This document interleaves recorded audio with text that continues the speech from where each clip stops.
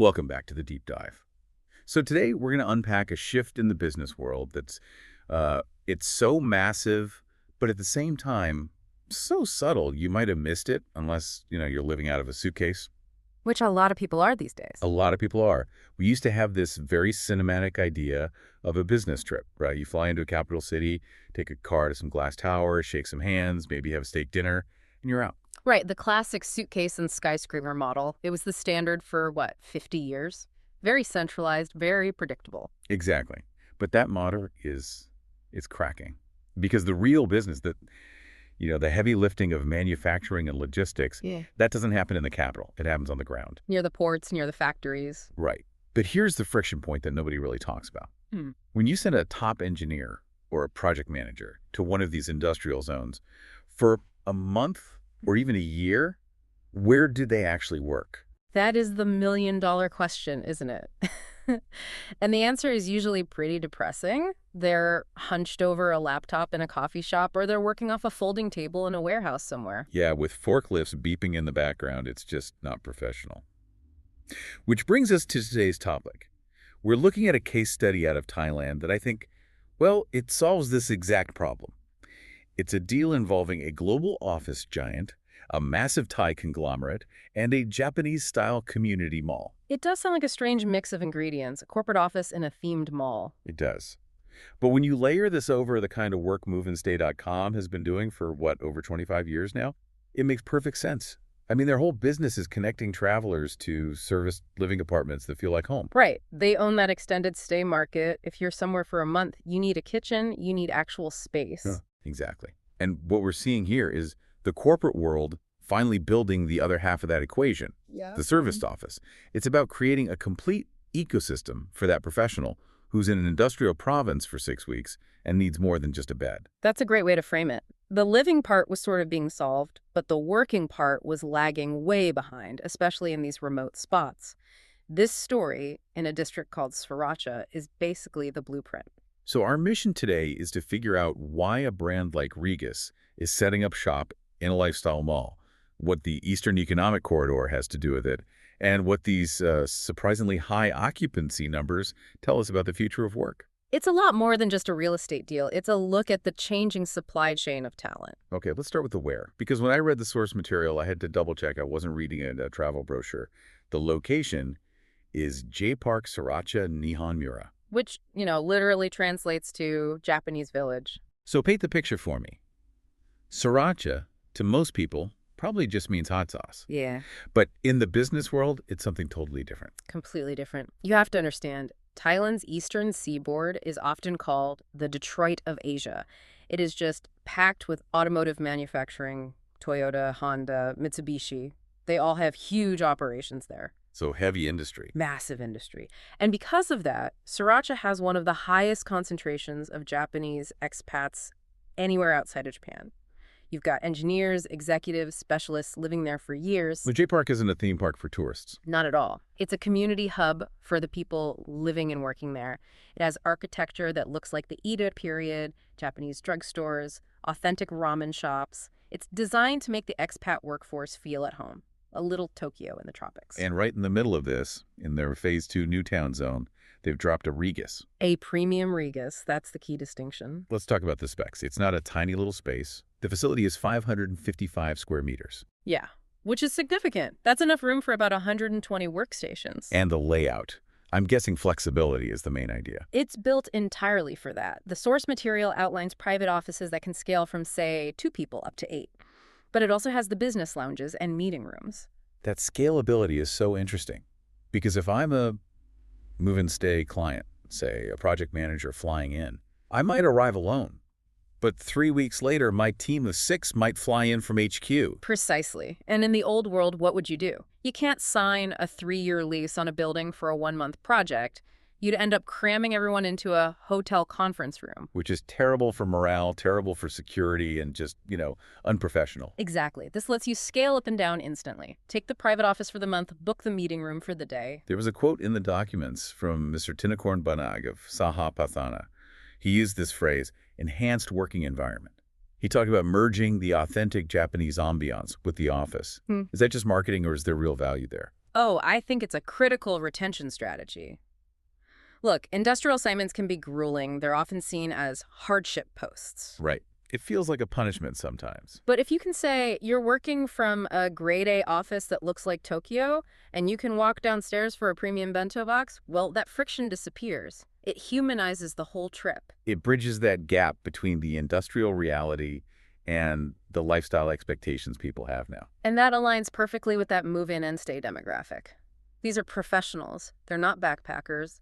They expect high-speed, secure internet and good coffee. They aren't going to sacrifice professional standards just because they're not in the capital. So the what is a high-end office in a cultural mall. But the why, that's where the strategy really comes in. This isn't just Regus taking a flyer on a location. It's a three-way partnership, isn't it?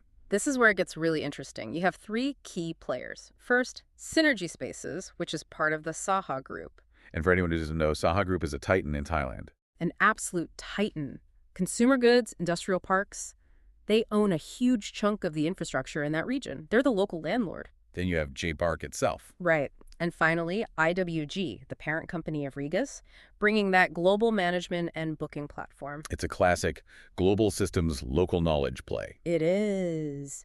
Mr. Premate Ridderkorn-Pazit from Synergy Spaces explicitly mentioned strategic alliances. Saha has the land and the industrial network. IWG has the platform that millions of businesses already use. It's a perfect match. But let's zoom out. Why Sriracha? We mentioned the factories, but there's a bigger piece here. The EEC. The Eastern Economic Corridor. Yeah, if you follow Southeast Asian economics, the EEC is the buzzword. It's a massive special economic zone. The Thai government is pouring billions into it to make it the logistics hub of the whole region. And Sriracha is right in the heart of it. It's the strategic center. Yeah. You've got the motorway to Bangkok. You've got the industrial zone. But most importantly, you've got Lam Chabang Port right there. The deep sea port. The gateway to the world.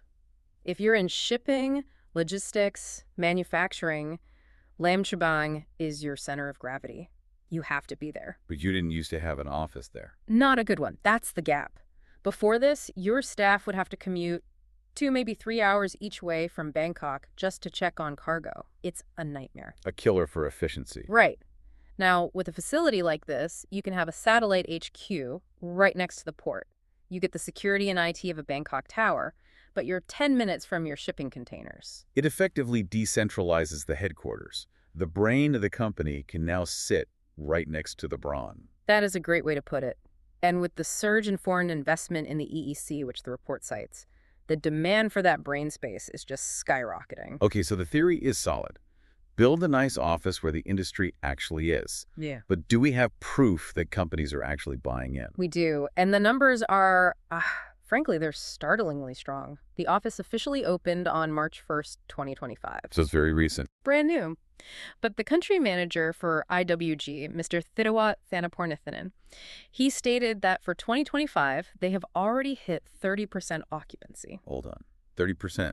Right out of the gate. In commercial real estate, isn't that unusually fast? It's very, very aggressive. Usually a commercial lease-up is a slow burn. To open the doors and immediately have nearly a third of your desks full tells you something really important. It tells us the demand was already there. It was just pent up. Exactly. These companies were already there, just suffering in subpar conditions. As soon as a professional option appeared, one that matches the quality of the service departments they're staying in, they jumped on it. And I see they're projecting 80% occupancy for 2026. That's the forecast. If they hit that, it's a massive validation of the entire model. It proves that flexible work isn't just for digital nomads.